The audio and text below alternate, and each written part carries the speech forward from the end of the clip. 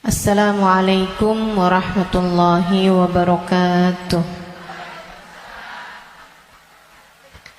Alhamdulillah, wassalatu wassalamu ala Rasulillah Muhammad ibn Abdillah wa ala alihi wa sahbihi wa man wala.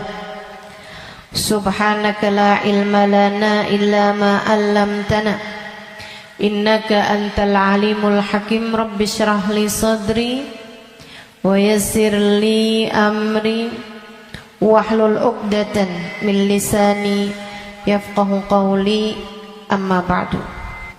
Betapa kematian sesuatu yang pasti. Allah Subhanahu wa taala berfirman dalam Al-Qur'an. Kata Allah, fa'bud rabbaka hatta ya'tiyakal yaqin.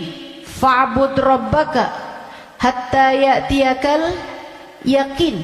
Sembahlah Allah Subhanahu wa taala Tuhanmu. Kamu sembah Allah Subhanahu wa taala hatta ya'tiyakal yaqin. Sampai kapan kita nih diminta buat nyembah Allah? Sampai kapan kita diminta buat ibadah? Kata Allah, hatta ya'tiyakal yaqin, sampai datang sesuatu yang pasti. Apa yang pasti? Ayil maut. Yang dimaksudkan dengan suatu yang pasti itu adalah mati. Karenanya siapapun kamu di atas muka bumi ini harus belajar, berusaha buat jadi hamba Allah Subhanahu wa taala yang taat. Mudah-mudahan Allah mudahkan.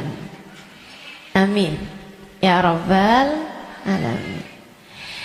Jadi orang hidup gak ada yang pasti, teman-teman. Gak ada yang pasti buat orang yang hidup. Ada yang mulai dari kecil sakit terus ada. Gak ada yang pasti hidup itu. Yang pasti ketika seseorang hidup hanya satu, namanya mati. Kalau kamu diberi kehidupan, maka satu waktu nanti kehidupan tersebut akan diambil kembali oleh Allah Subhanahu wa taala. Sebab memang hidup di dunia, begitu kamu diberi kehidupannya, udah pasti kamu akan berjumpa dengan kematian. Gak ada yang pasti dalam hidup selain mati. Nah, kalau emang yang pasti itu mati, ngapain sisa hidup gak dipakai buat berbekal menuju sesuatu yang pasti? Ngapain bekalannya untuk sesuatu yang gak pasti? Misalnya nih, kamu umur tamat SMA, umur 15. Kalau kamu berpikir bahwa saya umur segini berarti udah deket lagi mau nikah, bekalan menuju nikah. Misalnya, apa yang kamu kerjakan? Hidung kurang mancung, mancungin alis kurang nyelirit, kurang bulan sabit, kamu sabitin alis kamu. Bibir kurang,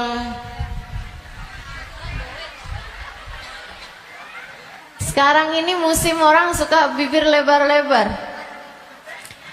Ya udah dah, saya tambahin biar agak turun bibirnya, biar doer bibirnya. Kalau kamu berpikir bahwa kamu akan menuju kepada kematian, kalau kamu berpikir kamu akan menuju kepada pernikahan, kamu kemudian berbekal menuju ke arah sana. Tapi kan sebenarnya nikahnya emang udah pasti? Belum pasti nikahnya. Betul? Orang hidup gak pasti nikah, teman-teman. Berarti kalau kayak gitu gimana nih caranya nih? Gimana cara kita menjadikan hidup kita bermakna? Takutnya udah siap-siap, tahu-tahu nggak dapet, iya kan? Kalau gitu yang pasti aja, kamu hidup biar bermakna, pastikan hidupmu adalah saatmu berbekal menuju kepada kematian. Saya tuh waktu SD kabarnya pinter. Mungkin ada guru-guru saya di sini. Selamat pagi Bu Guru. Kabarnya dulu pinter waktu saya sekolah. Saudaraku sekalian saya muliakan, tapi saya dulu selalu punya pikiran bahwa bisa jadi umur saya nggak panjang. Walaupun ternyata itu tidak terbukti ya. Sampai dengan sekarang saya masih ada di atas muka bumi ini, udah panjang hidup saya. Dulu itu saya selalu berpikir bahwa bisa saja umur saya nggak panjang. Saya SD, itu saya punya temen sekolah siang, sekolah madrasah, namanya Madrasah Al-Wasliyah. Saya punya temen meninggal dunia. Masih seumuran saya gitu kurang lebih. Sejak saat itu saya kayak selalu berpikir bahwa bisa jadi umur saya nggak panjang. Bisa saja saya juga meninggal dunia gitu. Akhirnya saya suka berpikir bahwa apa yang harus saya lakukan untuk menjadikan yang saya kerjakan bermanfaat kalau umur saya pendek. Akhirnya saya jadi mikir, kalau saya jadi dokter, umurnya harus panjang loh dokter itu. Karena sekolahnya lama. SMP, SMA, kan saya ceritanya SD. SMP, SMA, kuliah. Kuliahnya S1. Habis itu S2. Habis itu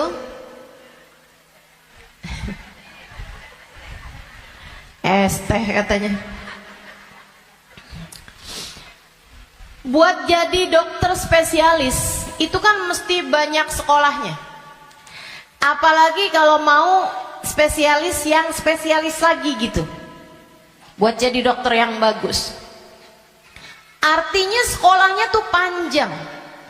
Baru bisa jadi dokter yang hebat, dokter yang mumpuni di atas usia 30-an tahun, bahkan mungkin 40-an tahun. Habisnya itu dia praktek mengamalkan ilmunya. Berapa lama? Sampai ketika datang ajal menjemputnya. Manfaatnya ilmunya itu berapa lama? Untuk bisa dipraktekkan bermanfaat buat umat manusia gitu. Sampai dengan berapa lama? Sebentar aja berarti. Kita aja kalau udah dirawat sama dokter yang terlalu tua rada was-was. Betul nggak? Dokternya mau nulis resep, ambil kacamata dulu gitu kan. Terus nulisnya agak tangannya gemeteran. Takut kita. Ini kalau misalnya dia ngelihatnya salah-salah gitu kan. Atau dia mau nyuntik tangannya udah gemeteran. Waduh udah kayaknya rada gimana gitu. Tapi kita sama dokter muda juga kita ragu-ragu. Betul gak? Coba tuh. Betapa ternyata mau jadi dokter aja itu umurnya cuman dari sekitar 40 sampai ke 50 atau 60 tahun dah gitu. Cuman segitu doang. Sisanya udah enggak tuh. Udah enggak maksimal. Saudaraku sekalian saya muliakan, saya jadi mikir gitu. Wah, kalau gitu enggak usah jadi dokter deh. Takutnya umur-umur 30-an tahun saya meninggal, saya enggak bekalan apa-apa nih. Apa ilmu, apa hal yang bisa membuat saya bisa nggak nyesel kalau saya mati muda? Itu yang saya pikirkan lagi zaman saya SD.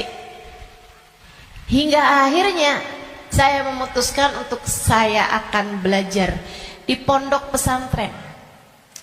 Biar saya kenal sama agama Allah, biar saya ngerti caranya jadi hamba Allah, biar saya kenal sama baginda pemimpin agama saya, baginda Nabi besar Muhammad, biar saya bisa dekat dengannya, hingga semoga begitu saya meninggal dunia saya dapat berjumpa dan bertemu dengannya. Itu harapan saya. Akhirnya saya belajar di pondok-pondok pesantren, terus belajar, terus belajar, terus belajar. Saudaraku sekalian yang saya muliakan, alhamdulillah saya rasakan ilmu saya udah bermanfaat dari sejak usia 20 tahun. Saya udah mulai mengajar dari usia 20 tahun. Dan saya mengajarnya dalam bahasa Arab di kota Tarim, Hadramaut, Yaman. Saudaraku sekalian saya muliakan, pada akhirnya kehidupan mengajarkan kita bahwa jangan mau memperjuangkan sesuatu yang tidak kamu bawa mati. Begitu saya belajar lama, saya jadi ngerti bahwa ternyata bahkan bekalan menuju kematian itu bukan ilmu yang banyak, bukan. Akan tetapi hati yang tersambung dengan Allah penciptanya. Ruh. Sebab hulikatir ruhu lil abad. Ruh itu ketika diciptakan, ia diciptakan untuk selamanya. Ruh kamu ini teman-teman sekalian, ini yang akan kamu bawa mati. Hati kamu itu adalah ruh kamu, rasa kamu, ini yang akan kamu bawa mati. Kalau badan ini nggak akan kamu bawa mati. Begitu kamu mati udah tuh nggak ada lagi urusan sama badan. Badan kamu bisa dimakan merayap-rayap tanah dan habis. Bibir kamu yang selalu kamu lipstikin, wajah kamu yang selalu kamu bedakin, mata kamu yang selalu kamu celain, pakaiin celak, kuku-kuku kamu yang selalu kamu potong setiap kali ia memanjang, badan kamu yang selalu kamu rawat, kamu kasih makan, kamu bersihkan. Ini hanya akan menjadi makanan santapan rayap-rayap tanah, ulat-ulat tanah nanti akan masuk ke lubang-lubang hidungmu. Ia akan masuk dalam seluruh anggota tubuhmu dan kamu habis. Makanya katanya Sayyidina Ali bin Abi Thalib, siapa yang kerjanya buat badannya, siapa yang hidupnya hanya mementingkan urusan tubuhnya, silakan cari pahalanya kepada rayap-rayap tanah. Silakan minta balasannya kepada rayap-rayap tanah. Ulat-ulat tanah, mereka yang senang banget, wih, mulus. Badannya bagus. Enak banget nih kita makannya, katanya gitu. Saudariku sekalian yang saya muliakan, bukan untuk itu kamu diciptakan, bukan untuk itu kamu diciptakan. Yang aslinya dari diri kamu adalah ruhmu, yang sejatinya pada dirimu tidak akan terpisahkan adalah hatimu. Ala inna fil jasadi mudghah, idza salahat salahal jasad kullah, wa idza fasadat fasadal jasad kullah. Ketahuilah di dalam tubuh manusia terdapat segumpal darah, disebut hati. Jika bagus, bagus semuanya, jika rusak, rusak semuanya. Ketahuilah segumpal darah tersebut adalah hati. Disitulah ruh ditiupkan. Disitulah ruh sejatinya berada, meskipun mengalir sampai ke seluruh tubuh kita. Ruh itu dihembuskan saat janin, badanmu itu berusia 4 bulan dalam rahim ibu kamu, ditiupkan lewat ubun-ubun. Makanya Bu, ketika Allah menciptakan batok kepala kita, itu semuanya udah full kecuali ada satu lubang kecil di ubun-ubun. Makanya kalau anak bayi ubun-ubunnya masih lembut, tulangnya belum keras, karena asalnya memang bolong. Kenapa Allah bolongin? Buat niupnya ruh, ditiupkannya ruh saat usia 4 bulan tuh dari situ. Rohnya dimasukin, ditiupkan oleh malaikatnya Allah Subhanahu wa taala.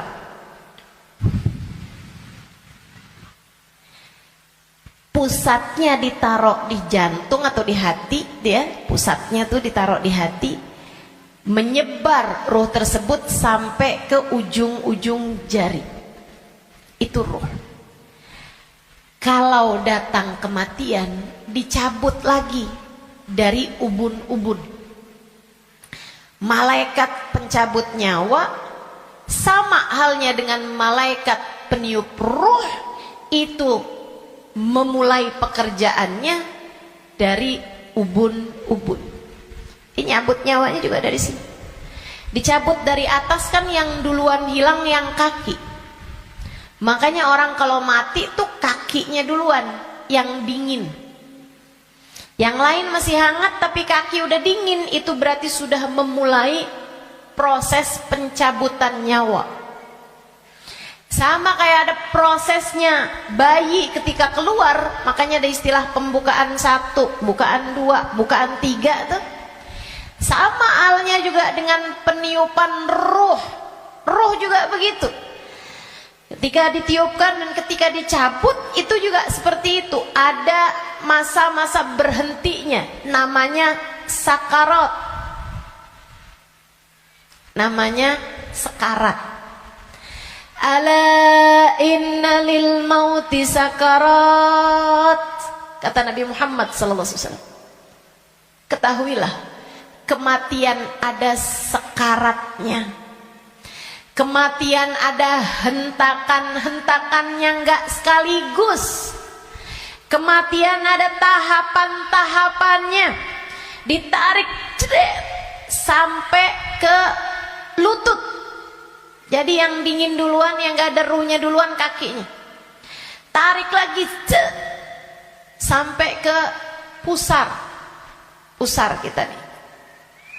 Tarik lagi sampai ke ulu hati.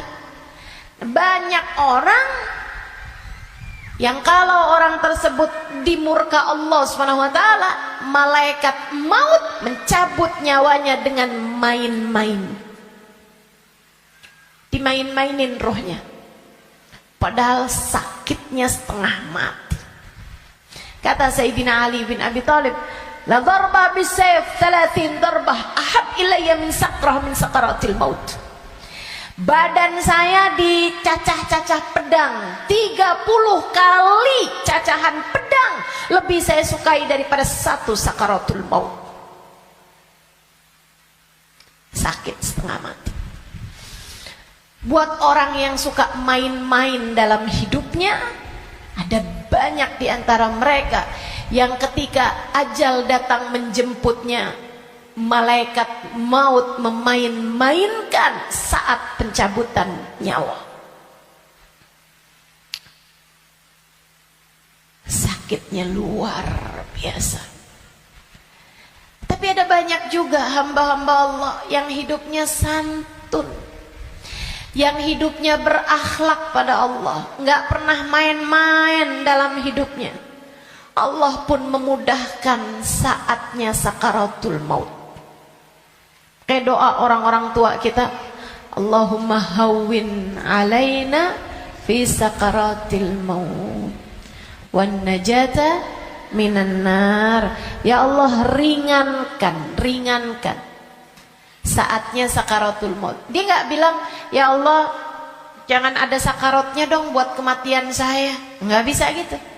Atau ya Allah jangan kasih saya sakit saat sakaratul maut, nggak bisa gitu juga. Karena memang sakaratul maut itu sakit, memang pasti sakit. Jadi yang diminta adalah Allahumma khaffif alaina fi sakaratul maut. Ya Allah, ringankan sakitnya sakaratul maut. Apa yang bisa meringankan? Maksudnya ringannya tuh gara-gara apa? Kalau kamu tanya sama saya, Ustazah, ringannya sakaratul maut tuh gara-gara apa? Saudaraku sekalian, sesuatu itu sakit bisa jadi ringan itu karena dua hal. Satu, karena memang sakitnya itu levelnya jadi ringan. Kan begitu? Sakit kan ada level-levelnya.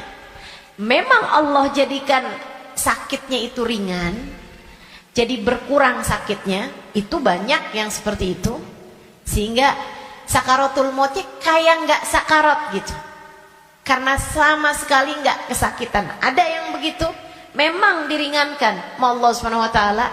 Level sakitnya memang diturunkan oleh Allah Subhanahu Wa Taala, semacam itu. Atau yang kedua, Allah alihkan fokusnya sehingga dia jadi kayak nggak berasa sakaratul maut, karena Allah memalingkan fokusnya bukan kepada sakitnya, tapi kepada sesuatu yang lain. Apa? Allah palingkannya dengan apa? Yang paling indahnya, yang paling enaknya adalah dengan dihadirkannya baginda Nabi besar Muhammad sallallahu alaihi wasallam di saat sakaratul maut tersebut.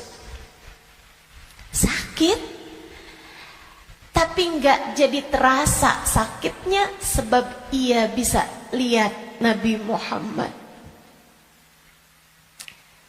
Sebab dihadirkan Nabi Muhammad untuknya. Sakit, tapi ya nggak terasa. Gimana coba? Gimana sakitnya mau terasa kalau kamu bisa ketemu Nabi Muhammad? Nabi Muhammad misalnya berkata kepadamu, selamat datang wahai umatku. Ya udah nggak ada lagi rasa sakitnya, teman-teman.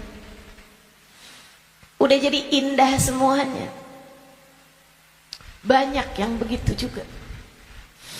Kekasih berjumpa dengan kekasihnya di saat sakaratul maut. Banyak. Kita ustazah gak tahu deh. Minta aja, doa aja, walaupun gak pantas, biar gak nyesel. Betul gak? Betul gak? Mau doa tapi rasanya kayak gak pantas gitu ustazah. Orang kayak saya kematiannya dijemput sama Nabi Muhammad, emang gak pantas. Yang kayak kamu ngomongin orang,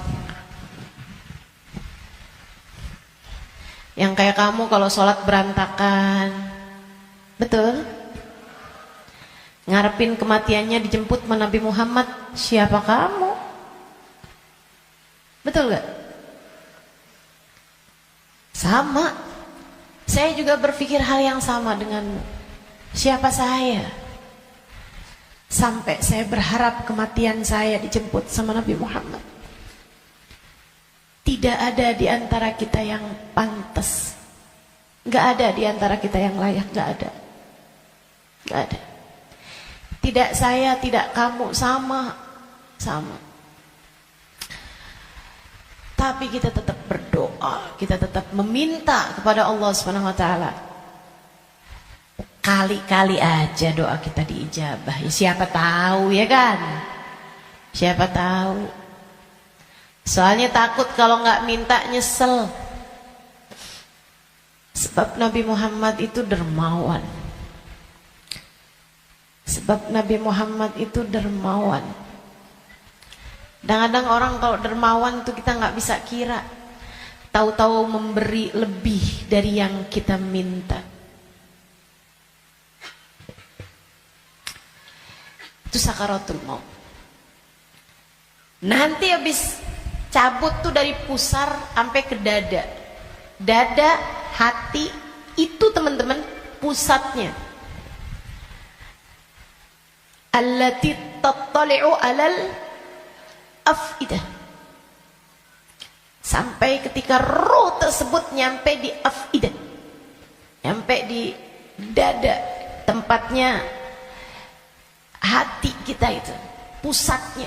Makanya orang kalau ngerasa sakit hati pasti pegang dadanya gitu. Nggak ada yang pegang kepala, sakit hati saya, nggak ada. Apalagi pegang kaki, sakit hati saya, nggak ada. Pasti bilang sakit hati saya gitu. Yang dipegang dada, karena memang tempatnya ruh, pusatnya itu adanya di situ, hati kita. Itu sakaratul maut paling sakitnya tuh di situ, karena sumbernya tuh di situ.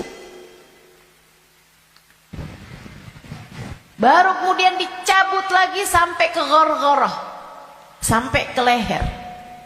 Kau udah nyampe di ghargharah, hakikat kamu akan ditampakkan. Saat itulah kamu dibukakan langit, bisa lihat tempat balik kamu tuh surga atau neraka. Dan itu bisa terjadi tahun depan. Dan itu bisa terjadi bulan depan.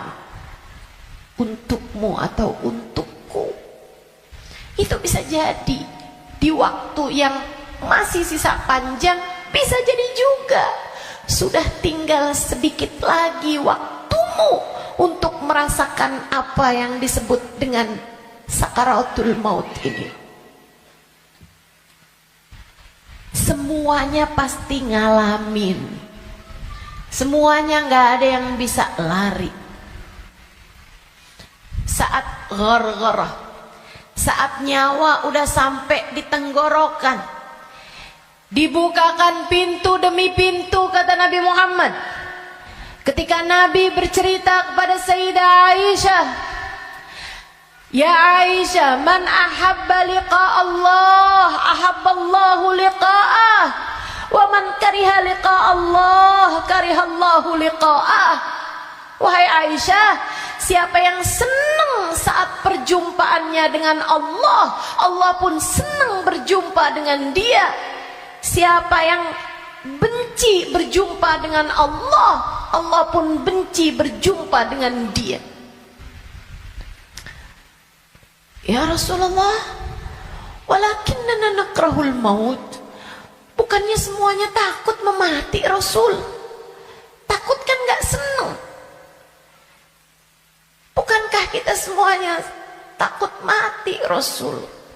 Kalau takut mati kan artinya kita gak seneng. Kalau kita gak seneng, Allah gak seneng juga dong ketemu kita. Gak gitu Aisyah. Tapi nanti saat ghargharah, saat nyawa sudah di tenggorokan, Allah akan bukakan langit-langit dan Allah akan perlihatkan tempat kembali bagi roh seseorang. Rohnya itu baliknya kemana?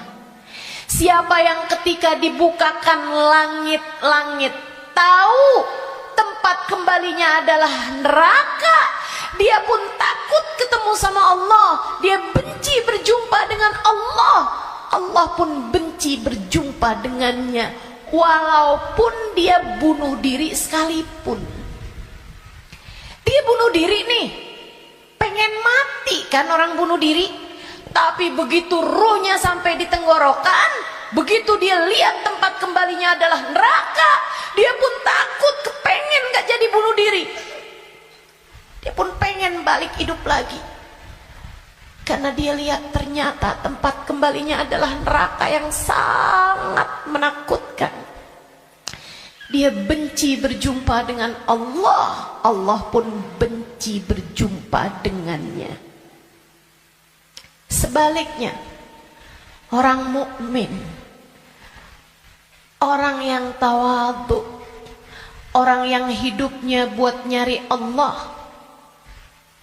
walaupun sebenarnya takut, walaupun sebenarnya ngeri, tapi saat langit dibuka, dia diperlihatkan bahwa tempat kembalinya adalah surga. Dia pun rindu, dia pun ingin, dia pun cinta untuk berjumpa dengan Allah. Dia pun bahagia, dia sukacita berjumpa dengan Allah. Allah pun sukacita berjumpa dengannya. Allah pun suka untuk berjumpa dengannya. Nih, saat ghargharah ini Allah cerita dalam Al-Quran di surat Al-Mu'minun,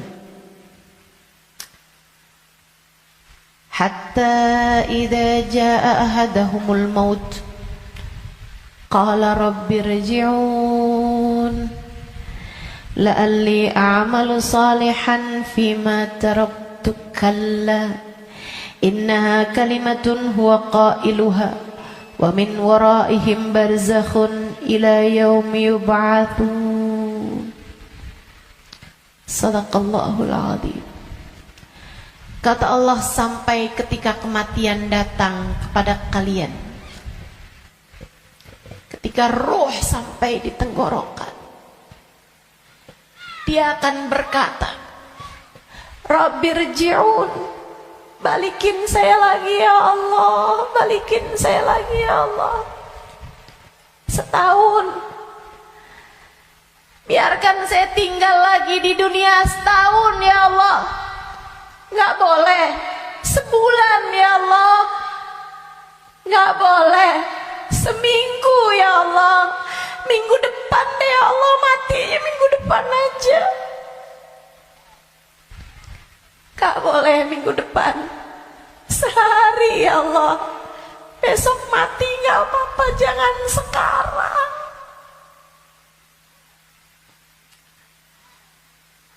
Gak boleh sejam ya Allah, sejam. Sejam lagi matinya ya Allah, balikin lagi ya Allah. Rabbirji'un la'alli a'malu salihan fima taraktu. Saya akan segera bagi-bagi harta saya buat sedekah. Saya akan segera sholawatan kepada Nabi Muhammad. Saya bakal segera baca Al-Quran. Saya bakal segera sholat. Saya mau minta maaf sama orang-orang.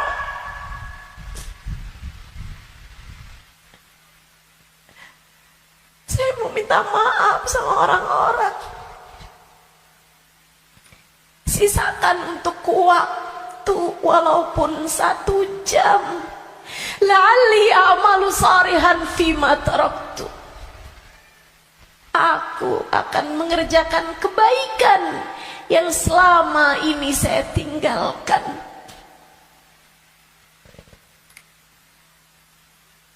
Apa jawab Allah?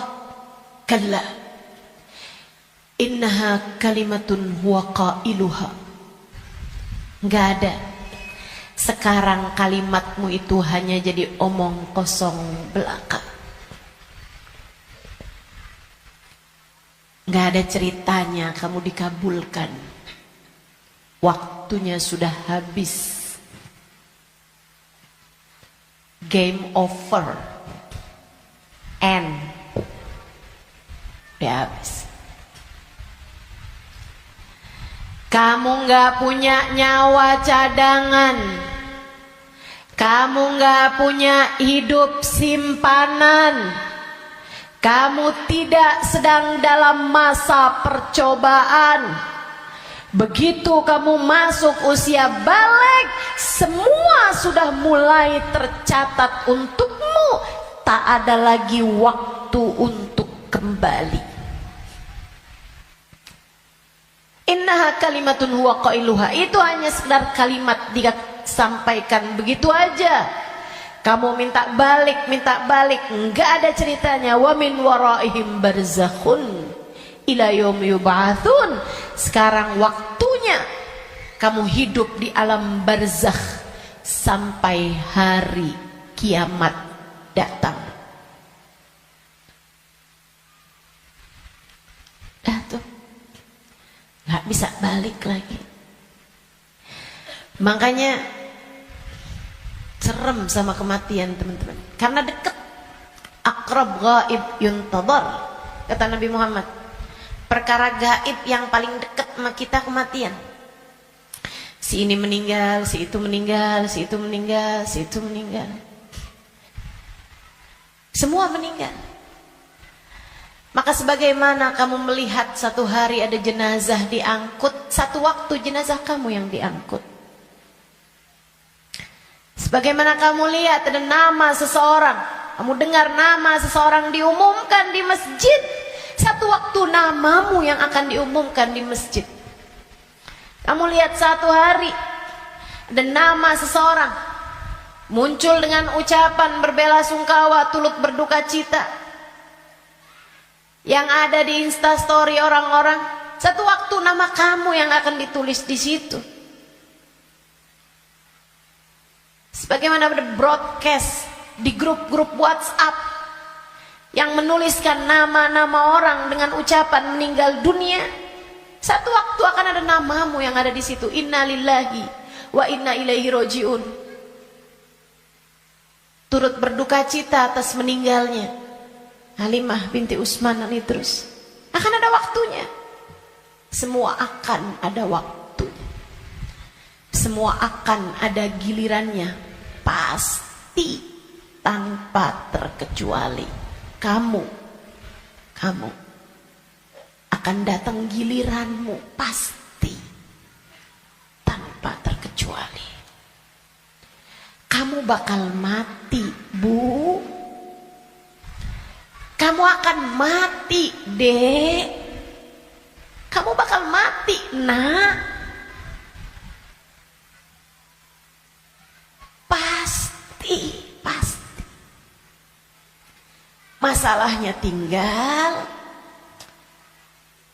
akankah Allah berkenan menerimamu? Saya tuh dulu suka liatin tulisan kalau ada orang meninggal dunia, semoga rohnya diterima di sisi Allah. Saya suka mikir gitu, ya masa ditolak? Ya diterima lah. Fakta membuktikan. Kita nggak pernah lihat ada orang habis meninggal dunia terus balik lagi. Lah, bukannya kamu seminggu yang lalu meninggal? Oh, nggak diterima? Pernah? Nggak pernah. Ya saya suka pikir gitu. Jadi terima lah. Masa mau ditolak? Orang meninggal mau meninggal gitu. Tapi sesudah saya belajar, itu waktu saya kecil mikirnya begitu. Sesudah saya belajar di pondok pesantren, belajar terus. Saya jadi paham betapa berartinya ucapan itu. Sebab kamu, saya, ketika meninggal dunia akan menjadi salah satu dari dua kelompok orang. Ada yang ruhnya diterima di sisi Allah dengan penuh keridhaan. Ada yang ruhnya diusir dari rahmatnya Allah, sebab Allah murka kepadanya. Kalau waktu hidup kayak gini nih, kamu lagi punya perlu, kamu datang ke rumah saudaramu, ditolak dari yang satu, bisa kamu datang ke tempat saudaramu yang lain. Anak kamu harus masuk rumah sakit, harus segera dioperasi, misalnya gitu. Harus ada DP yang harus kamu bayar, atau ada keperluan apapun misalnya. Kamu bisa datang ke tempat saudaramu, dia nggak bukain pintu, kamu bisa datang ke tempat yang lain. Dia nggak ngasih, kamu bisa datang ke tempat yang lain. Kamu misalnya mau bikin kopi, gulanya nggak ada, misalnya gitu, kamu bisa datang ke tempat saudara kamu, sebelah kamu, tetangga kamu, nggak dikasih, nggak dibukain pintu, atau dia bilang nggak ada misalnya, bisa lagi ke tempat saudaranya, tempat sebelahnya. Orang hidup ini andai ditolak dari yang satu, kita masih punya pilihan pilihan tempat yang lain. Seapa-apanya masih ada pilihan tempat yang lain. Tapi kalau kamu meninggal dunia, kamu hanya akan menjadi wa inna ilaihi raji'un, hanya akan kembali kepada Allah Subhanahu wa taala.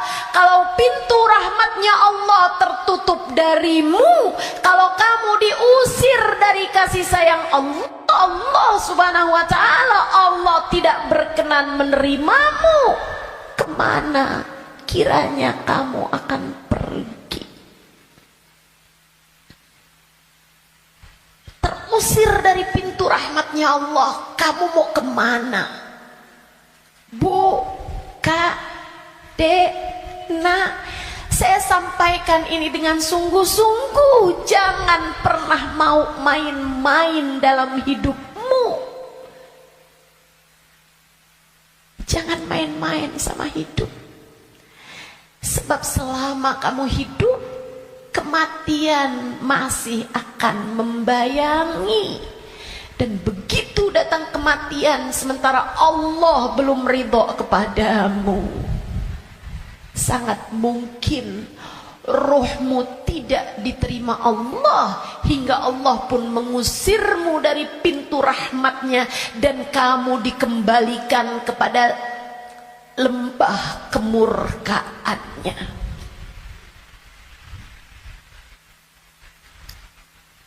Dimurka Allah Subhanahu wa taala.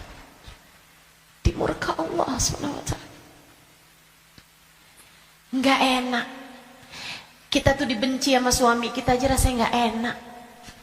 Kita dibenci sama saudara kita aja setengah mati, enggak enak rasanya. Bukan begitu? Bayangkan kalau kamu datang ke rumah Allah, kamu datang kepada Allah, sementara Allah mengusirmu dan tidak ridho kepadamu serta benci kepadamu, dan kamu gak bisa balik lagi ke atas muka bumi ini, kayak apa rasanya? Dalam keabadian kamu dimurka, dalam keabadian kamu dibenci, dalam keabadian kamu tersiksa.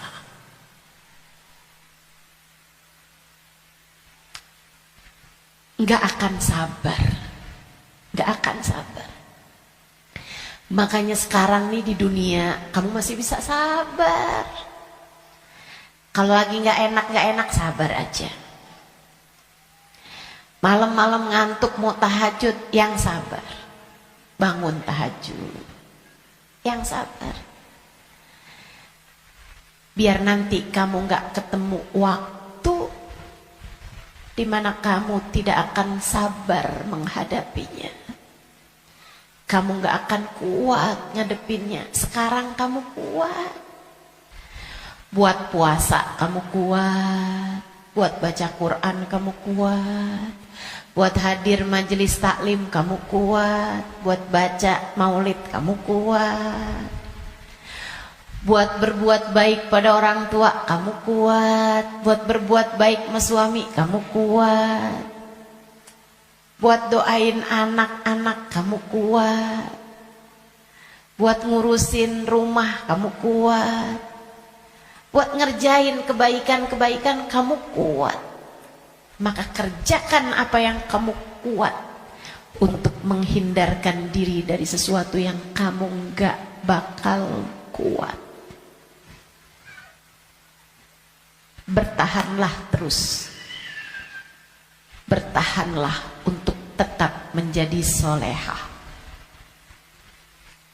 Yang sabar jadi solehah. Tetaplah jadi hamba Allah yang solehah.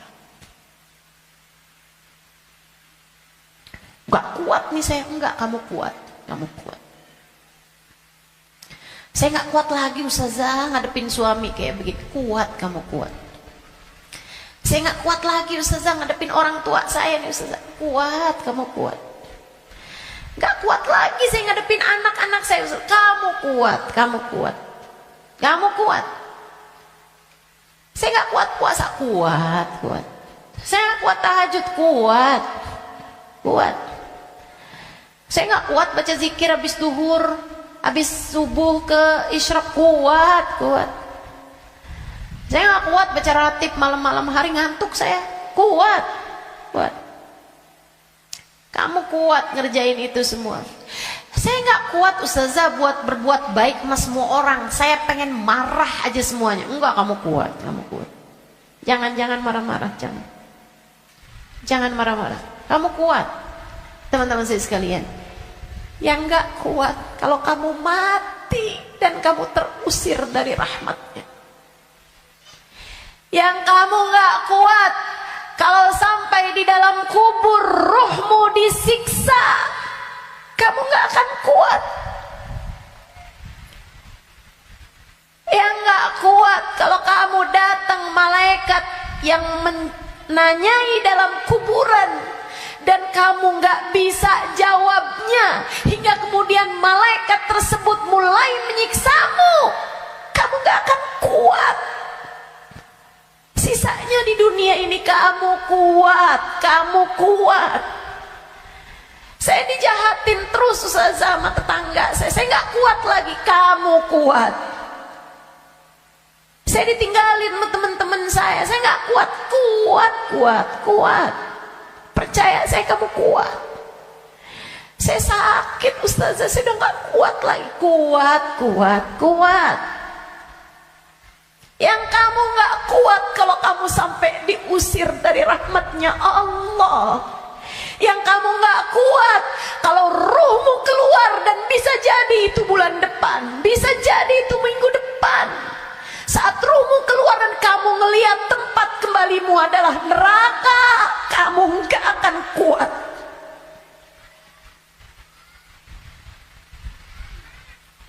Gak akan kuat. Saat kamu berkata, Rabbirji'un la'alli a'malu salihan fima taraktu. Ya Allah, balikin saya ke dunia ya Allah. Balikin saya, kasih saya hidup lagi ya Allah. Itu yang kamu gak akan kuat. Sekarang di dunia semuanya kamu kuat jalaninnya. Kuat. Kamu mampu, kamu bisa bertahan untuk tetap menjadi solehah. Percaya saya. Saya sangat miskin ustazah, saya udah gak kuat lagi hidup di dunia ini. Kamu kuat. Saya ambil utang aja ustazah, dipinjol, saya udah gak kuat lagi. Kamu kuat, jangan utang. Jangan ambil utangan. Apalagi pakai riba. Lebih kamu nanti tambah rusak jalannya, tambah salah hidup kamu. Kamu kuat menjalani kehidupan di atas muka bumi ini, teman-teman. Yang kamu gak kuat kalau sampai mati Allah murka padamu, kamu gak akan kuat. Maka yuk berbekal. Dengan apa berbekalnya? Satu, hidup yang benar. Tetaplah istiqomah. Sholat jangan ditinggal, ibadah jangan ditinggal. Apa yang kamu bisa kerjain. Sedekah biar kata sedikit jangan ditinggal. Saya orang miskin ustazah, saya nggak bisa sedekah banyak-banyak. Tapi kamu masak, banyakin kuahnya kata Nabi. Bagiin tetangga, kasihin tetangga kamu pas kamu lagi masak. Saya nggak bisa sedekah ustazah, tapi kamu masak nasi, pakai sambal, iya. Apa? Tempe goreng, banyakin, sisain dikit buat tetangga kamu, kasih buat orang yang susah juga yang ada di sekitarmu.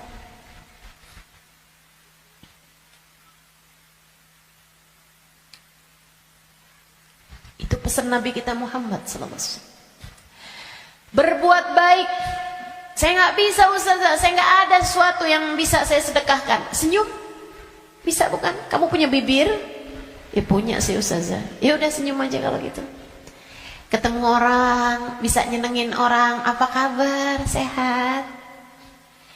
Atau Saat kamu bangun di waktu malam, kamu angkat tanganmu, kemudian kamu bilang, ya Allah, sayangi tetangga-tetangga saya ya Allah, sayangi teman-teman saya ya Allah, ampuni dosa-dosa mereka ya Allah, orang di kampung saya ya Allah, ampuni dosa-dosanya ya Allah. Sedekah kamu buat mereka, kebaikan kamu buat mereka. Berbuat baik semampu yang kamu bisa, sebisa yang kamu mampu. Apaan aja, apaan aja. Bahkan sekedar kalimat pujian buat suami kamu. Alhamdulillah kamu sehat, saya senang kalau kamu udah sehat. Kata-kata yang enak gitu. Jangan sakit lagi ya, saya kesian kalau lihat kamu sakit. Saya sayang sama kamu. Kalimat yang enak. Ganti deh, ganti kalimat-kalimat yang gak enak. Udah sehat kan, berarti bisa kerja lagi kan. Susah kalau kamu sakit nih. Terus kita mau makan apa kalau kamu sakit terus-terusan? Gak enak banget sih kalimatnya. Kamu bakal mati, maka pilihlah kalimat yang gak jadi penyesalan bagimu sesudah kematianmu. Yang bagus ngomongnya, yang bagus. Jangan sakiti hati orang. Iya Kak, Bu, Dek, ucapanmu kepada orang tuamu nak yang bagus, yang bagus. Mama yang sehat ya Ma, mama yang sehat. Enggak kok, mama nggak pernah ngerepotin. Saya seneng ada mama. Tetaplah sehat Ma, tetaplah kuat Ma. Yang bagus ngomongnya. Nanti nyesel kalau kamu yang pergi atau mamahmu yang pergi.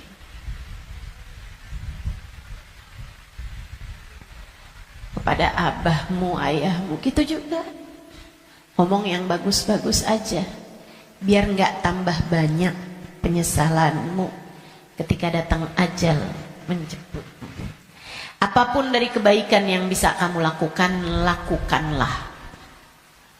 Udah nggak usah kayak mikir-mikir, saya mau pakai kerudungan kapan ya? Nggak usah. Sekarang orang senegeri udah pakai kerudungan semua kok. Selagi kamu perempuan ya pakai penutup aurat. Saya nggak tahan Ustazah, saya nggak kuat pakai jilbab. Ah kuat kok. Semua kuat. Bismillah. Bismillah. Lakukan kebaikan, jangan tinggalkan. Sebab seperti mana kamu hidup, seperti itulah kamu akan mati. Jika kebaikan yang kamu lakukan dalam hidupmu, kamu hanya akan berjumpa dengan kebaikan-kebaikan sesudah kematianmu. Kebaikan kamu lakukan karena Allah, Allah akan membalasmu dengan kebaikan-kebaikan dari sisinya. Dan itu akan sangat menyenangkan. Kama ta'ish tamut. Sebagaimana kamu hidup, seperti itu pula lah kamu akan mati.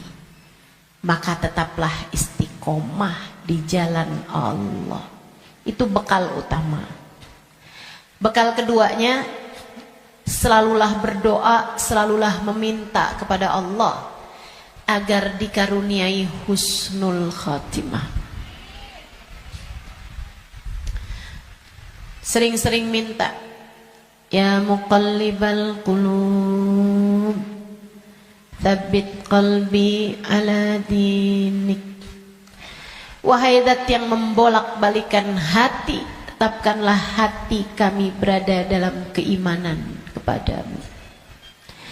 Selalulah berdoa, Rabbana la tuzigh qulubana ba'da idh hadaitana wa hab lana min ladunka rahmatan innaka antal wahhab.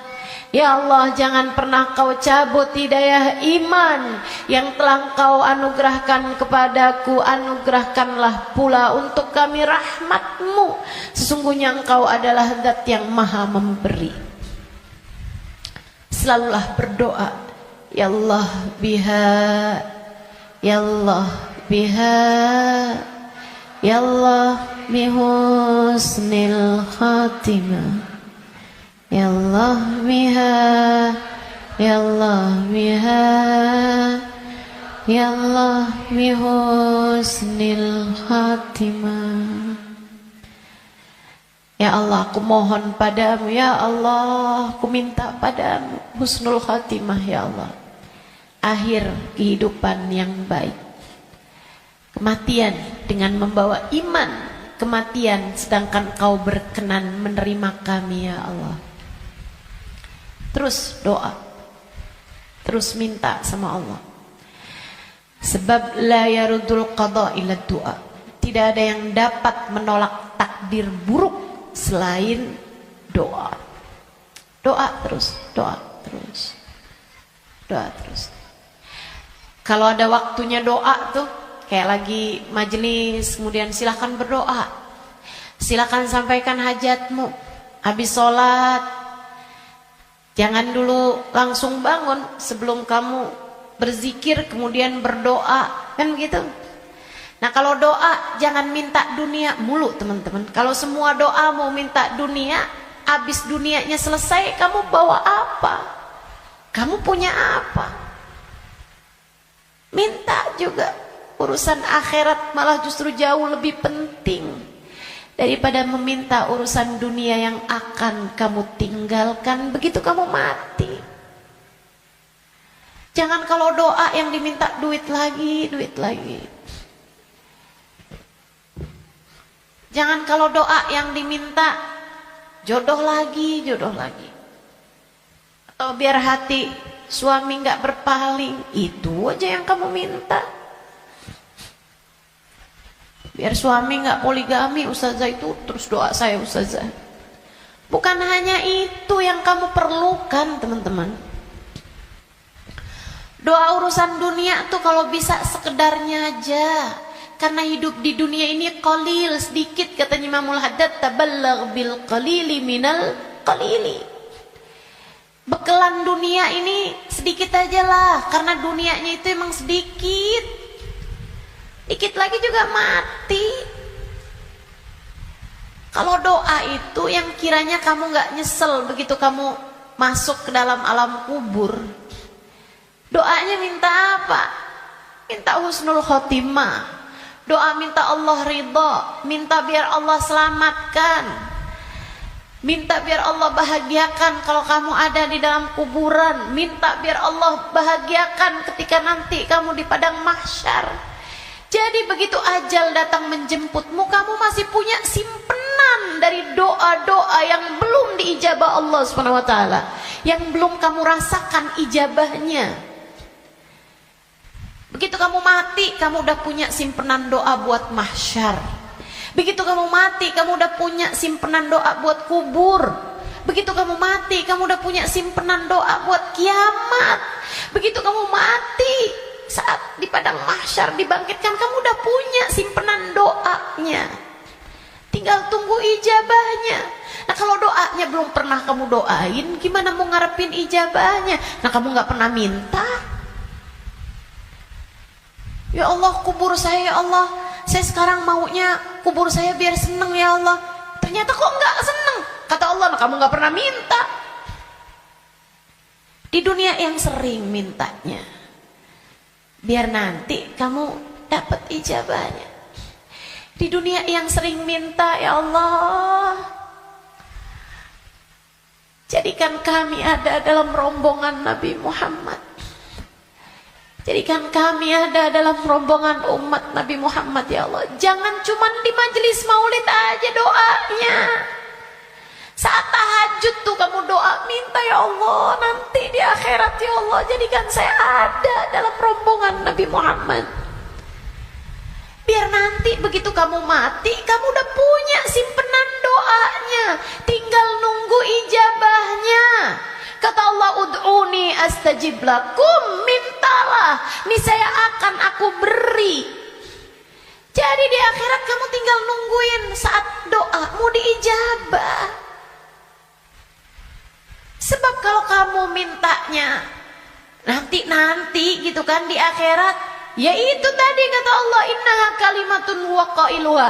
Kalimatmu tuh gak ada artinya lagi, gak ada maknanya lagi. Sebab akhirat bukanlah tempat berbuat. Dunia nih tempatnya berbuat. Akhirat hanyalah tempat untuk dibalas. Kalau saatmu di dunia kamu hanya minta dunia, apa yang kamu persiapkan buat sesudah kematianmu?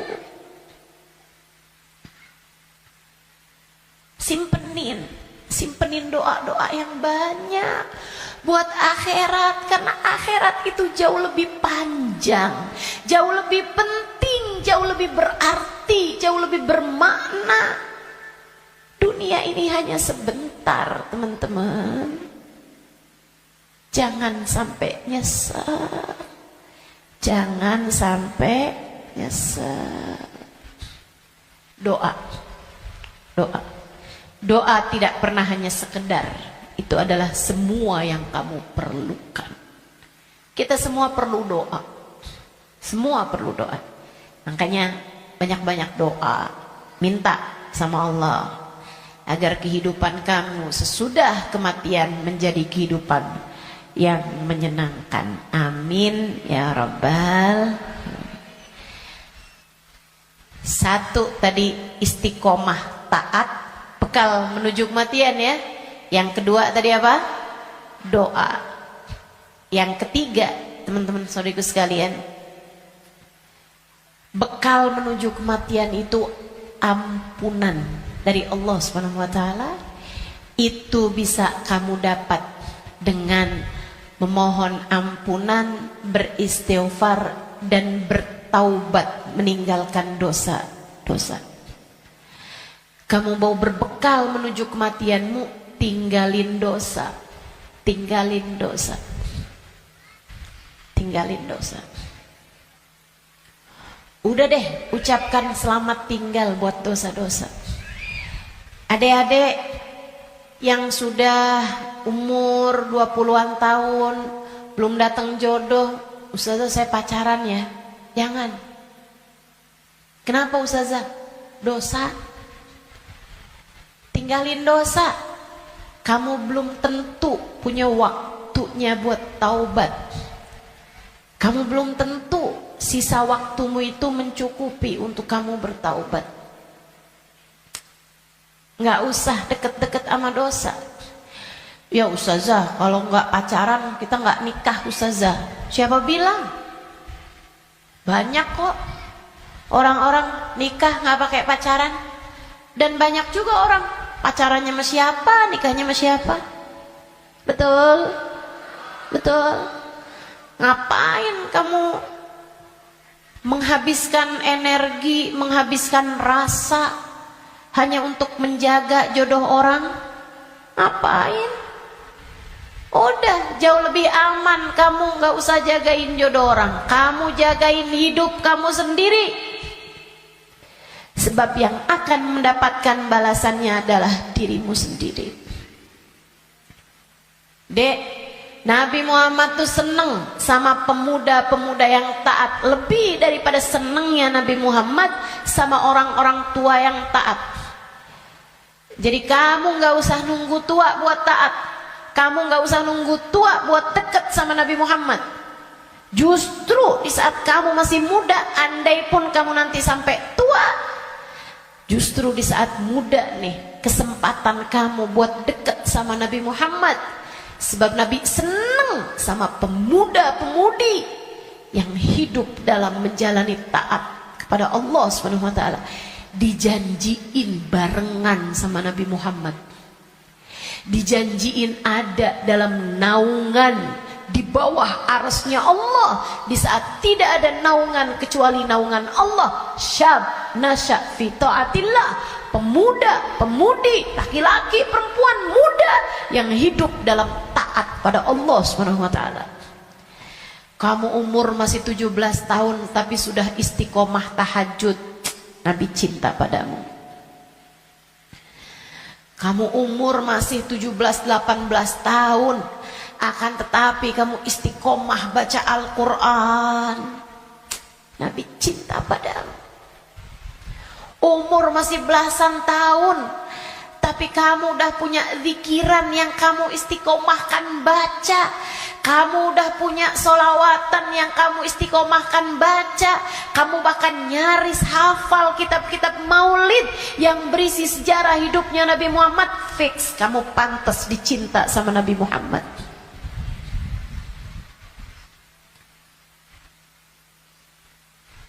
Kamu punya kesempatan besar untuk bisa jadi orang yang kelak di hari akhirat nanti membersamai Nabi Muhammad. Tinggalin dosa, dek, tinggalin dosa. Gak ada pentingnya. Kamu gak akan seneng nantinya sama dosa itu. Kelihatannya kayak bagus tapi bikin sumpek. Kelihatannya kayak enak tapi bikin hati gelap. Kelihatannya kayak membahagiakan, padahal itu hanya akan menyusahkan hidupmu saja. Tinggalin dosa. Semua yang ada di sini, yang tua, yang muda, tinggalin dosa, tinggalin dosa. Itu cara kamu biar bisa berbekal menuju kematian yang indah. Yang terakhir, kamu pengen berbekal menuju seindah-indah kematian adalah dengan mencintai orang-orang soleh. Gaulmu itu loh benerin. Gaulnya sama orang bener, biar kamu bisa bener. Sayangnya sama orang bagus di mata Allah, orang soleh, orang solehah. Sayangnya sama ulama, sayangnya sama guru-guru, gitu kan? Sama ustadz, sama ustadzah, sama kiai, sama bunyai, sama habib, sama habibah, muhbabah. Itu bikin kamu bisa jadi orang-orang yang meninggalnya nanti dalam keadaan-keadaan yang indah. Tentu di akhirat kita semuanya ingin dikumpulkan dengan orang-orang baik. Maka kalau kamu di akhirat nanti dikumpulkan orang baik, caranya adalah bersamalah dengan mereka dari sejak di dunia. Bersamalah dengan mereka dari sejak di dunia. Hadirlah di majelis-majelis ilmu, yang seneng dengerin kajian-kajian dari para ulama, yang seneng melantunkan bersama-sama maulid, solawat, istighfar bareng-bareng, doa bareng-bareng, qiyam bareng-bareng. Kebersamaanmu dengan apapun di dunia akan membuatmu bersama di akhirat nanti dengan orang-orang yang kurang lebih sama. Hadirnya, senangnya di majelis-majelis ilmu, majelis-majelis zikir, majelis maulid kayak begini, sangat pantas nanti dikumpulinnya di akhirat dengan orang-orang soleh-solehah. Kamu pikir orang-orang soleh-solehah kumpulnya di mana kalau bukan di tempat-tempat yang semacam ini? Makanya ayo bismillah, cintai mereka. Andai pun kamu nggak lagi bersama dengan mereka, para ulama-ulama, para hamba-hamba Allah soleh-soleha, tetaplah bersama dengan mereka dalam doa. Saat doa tuh, saat doa, sertakan hamba-hamba Allah yang soleh-soleha. Guru-gurumu doain, ulama-ulama doain, orang-orang tercinta di sisi Allah doain. Ustazah, kan nggak manfaat ya ustazah. Saya ini kan orang punya banyak dosa, ngapain doain guru-guru saya? Orang-orang taat semua, ahli-ahli ibadah semua, ngapain saya doain? jauh lebih perlu buat didoain sama mereka daripada saya mendoakan mereka. Andai pun begitu, ini masalah keberpihakan. Ini masalah kebersamaan. Ini masalah urusan penautan hati. Teman-teman saudaraku sekalian, saya doakan guru-guru saya doakan Habib Umar bin Hafid, saya doakan Hubabah Nur, saya doakan Habib Zain bin Smith, saya doakan mereka biar hidupnya menyenangkan, biar betah hidupnya di dunia, biar sehat. Saya doakan mereka biar semakin dicinta Allah, semakin disayang Allah. Saya doakan semoga lancar dakwahnya, semoga bahagia hidupnya. Saya doakan. Teman-teman saudaraku sekalian, saya doakan. Walaupun saya yakin saya lebih memerlukan doa mereka daripada doa saya. Apalah arti doa saya untuk mereka? Saya tahu itu. Tapi saya tetap berdoa untuk sebuah keberpihakan. Saya doa untuk sebuah keberpihakan. Saya doa. Teman-teman saudaraku sekalian saya muliakan, kamu tahu nggak? Kalau ada artis-artis dunia, aktor-aktor dunia, pemain bola sakit misalnya, yang doain ribuan orang, yang doain bahkan mungkin jutaan orang mendoakan orang tersebut, yang bahkan mohon maaf banyak diantara mereka yang nggak beriman kepada Allah.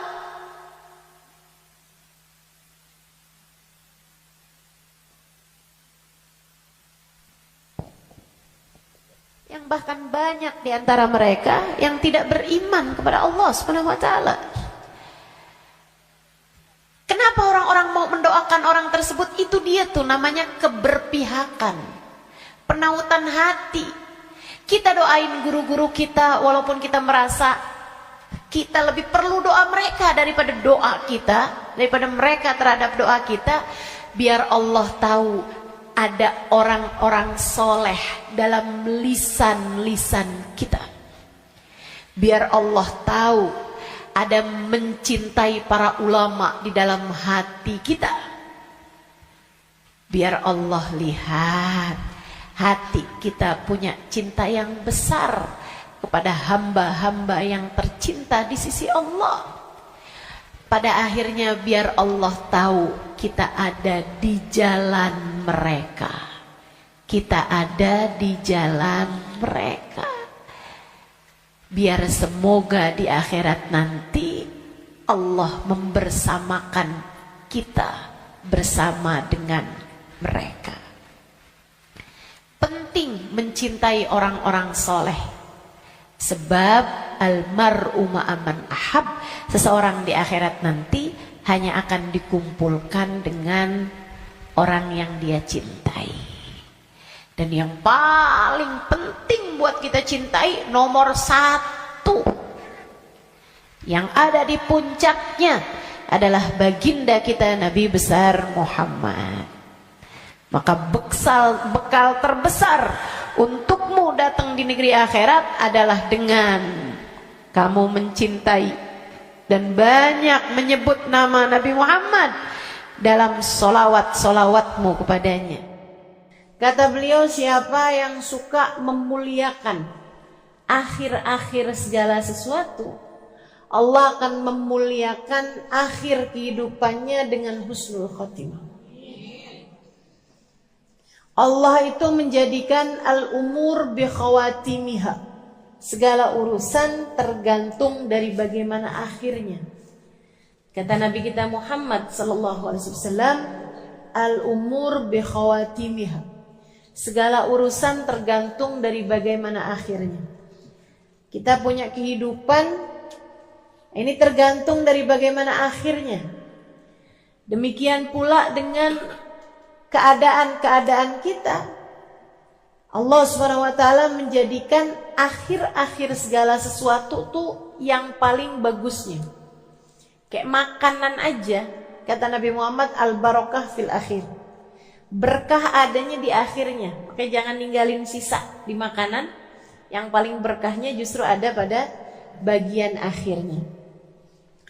Saudaraku sekalian saya muliakan, hari nih sepanjang hari sama sepanjang malam. Yang paling bagus bagian akhirnya. Sepanjang hari ini paling bagusnya saat menjelang maghrib. Saat sore tuh.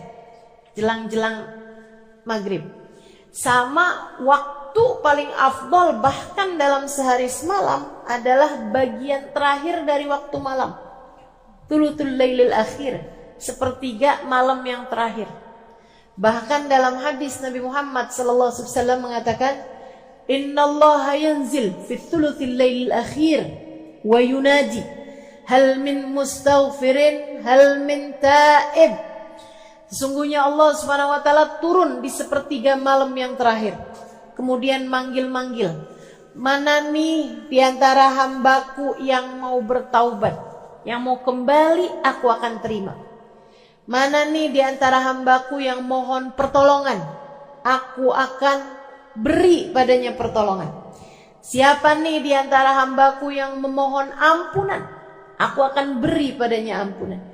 Hal min talib hajatin. Siapa nih di antara hambaku yang meminta satu hajat?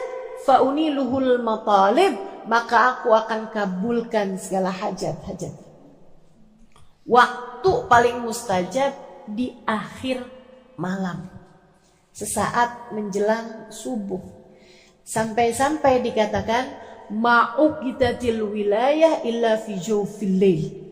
Tidak diberikan kewalian kecuali di malam yang sangat gelap, di kegelapan malam. Kapan kegelapan malam? Malam semakin gelap, pertanda fajar sebentar lagi terbit. Artinya bahwa waktu paling gelapnya malam adalah di bagian terakhirnya malam. Nah, itu para wali-wali jadi wali karena mereka ada di waktu tersebut sedang munajat, sedang berdoa, sedang meminta, sedang ibadah pada Allah Subhanahu wa taala. Jadi kalau lagi mikir gitu, jangan-jangan saya wali. Coba diingat-ingat. Tahajudmu gimana? Ibadahmu di waktu malam gimana? Yang masih banyak tidurnya kayak kita ini udah deh. Yang penting selamat. Gak usah ngarep jadi wali. Sedikit sekalian, waktu paling mustajab, waktu paling berkah di akhir bagian malam. Demikian pula dengan akhirnya minggu, hari Jumat. Hari Jumat itu akhirnya minggu. Nah itu kan paling afdol. Hari dalam seminggu paling afdolnya adalah hari Jumat. Sedikit sekalian saya muliakan. Kemudian akhir bulan, itu namanya ayyamus sud, hari-hari gelap. Sunnahkan untuk berpuasa. Sebagaimana disunnahkan pula untuk berpuasa pada hari-hari terang, yaitu Ayyamul Bid, tanggal 13, 14, 15 dari tiap bulannya. Nah, itu merupakan waktu-waktu yang mustajab. Termasuk juga yang segera akan kita jelang secara khusus, yaitu akhir tahun kita ini. Waktu yang sangat mulia. Beliau mengatakan, Habib Umar bin Hafid mengatakan, kamu kalau pintar menghormati akhir tahun, akhir hari, akhir malam, gitu kan ya? Akhir dari segala sesuatu kamu suka muliakan, maka Allah Subhanahu wa taala akan memuliakan hidupmu dengan akhir yang terbaik. Kita nih hidup nih, mau kayak gimana kita jalaninnya, tetap nilainya tuh di bagian final. Sama tuh kayak orang lomba mau maraton kah, lomba mau cepet-cepetan setir mobil misalnya, lomba mau cepet-cepetan apapun aja, itu urusannya sama akhir, teman-teman. Gak ada orang ceritanya lomba maraton siapa yang paling cepet jalan di awal, gak ada. Pasti apakah dia nyampe garis finish apa enggak, apakah dia nyampe bagian akhirnya apa enggak. Yang awalnya santai-santai bahkan paling belakang, kalau akhirnya dia sampai di garis finish dalam keadaan paling awal, dia terhitungnya adalah juaranya. pemenangnya. Demikian pula dengan hidup kita. Andai ada orang sepanjang hidup berbuat dosa, kata Nabi kita Muhammad sallallahu alaihi wasallam, "Lau anna imra'an," andai ada seseorang dia ngerjain perbuatan dosa sepanjang hidupnya, kemudian di akhir hidupnya dia bertaubat, di akhir hidupnya dia kembali, kemudian dia diakhiri hidupnya dalam keadaan baik, maka dia akan masuk dalam surga Allah SWT. Orang nih kafir sepanjang hidup, begitu akhir kehidupannya masuk Islam, biar kata baru semenit masuk Islamnya, surga akhirnya. Semua tergantung dari gimana akhirnya. Saudara sekalian saya muliakan, namun sebaliknya juga, dan ini yang kita ngeri. Andai ada orang ngerjain taat seumur hidup, tapi akhir kehidupannya dia mengerjakan dosa yang membuat Allah Subhanahu wa taala murka hingga mencabut iman dari dalam hatinya, dia mati su'ul khatimah, maka tak ada jatah darinya dari kesenangan akhiratnya Allah Subhanahu wa taala. Dia hanya akan menjadi salah satu dari calon-calon penghuni api neraka. Semua tergantung dari bagaimana akhirnya. Nah, kita mau menuju akhir kehidupan kita nih. Gak ada loh orang yang jalannya mundur menuju kematian, gak ada. Gak ada orang yang tambah lama, tambah muda tuh gak ada. Emang tambah lama ya tambah tua, teman-teman. Tambah lama, tambah deket mau waktunya mati. Itu udah pasti. Karenanya kalau kepengen akhir kehidupannya dalam keadaan baik, yuk belajar buat memuliakan akhir-akhir segala sesuatu. Salah satu